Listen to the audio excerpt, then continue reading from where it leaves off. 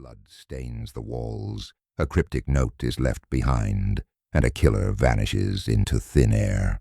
But what happens when the killer's final message is meant for you?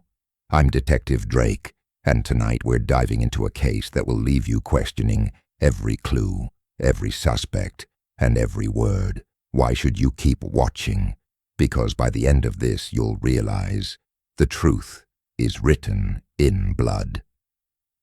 It all began at the old Hawthorne mansion, a sprawling estate on the outskirts of town. The call came in at 9:23 p.m. A neighbor reported hearing a scream, followed by silence. When I arrived, the front door was wide open, and the air was thick with the metallic scent of blood. In the study I found the victim, Mr. Jonathan Hawthorne, a reclusive millionaire, slumped over his desk. A single gunshot to the head, no weapon in sight. But on the wall behind him, written in what appeared to be blood, was a message. The truth dies with me. The audience, you, were with me every step of the way. Remember when I opened the drawer in Jonathan's desk?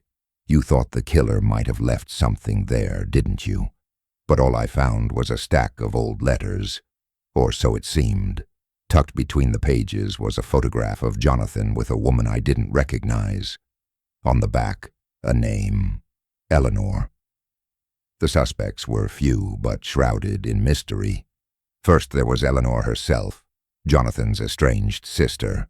She claimed she hadn't spoken to him in years, but her fingerprints were found on a glass in the study.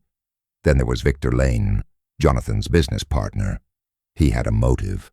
Jonathan had recently cut him out of a lucrative deal, but Victor had an alibi, or so he claimed. The third suspect was the housekeeper, Mrs. Clara Finch. She seemed harmless, but her room was filled with newspaper clippings about Jonathan's business dealings, blackmail, fraud, and worse. Was she a victim seeking justice, or something more?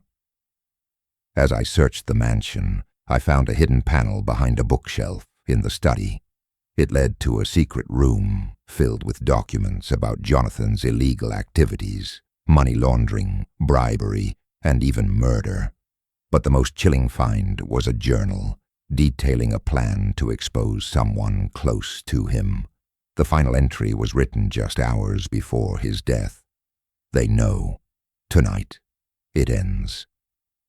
The breakthrough came when I analyzed the blood on the wall. It wasn't Jonathan's. It belonged to someone else. Someone who had been in the room that night. But who? The final twist came when I received a call from an anonymous tipster.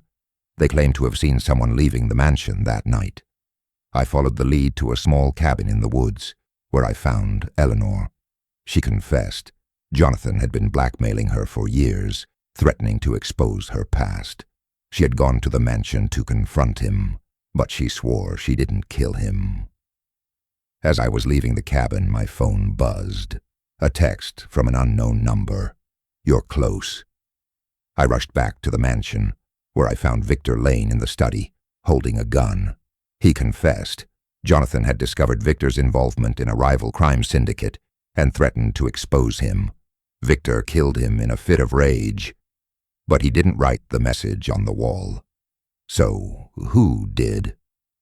The final clue came when I checked Jonathan's desk one last time.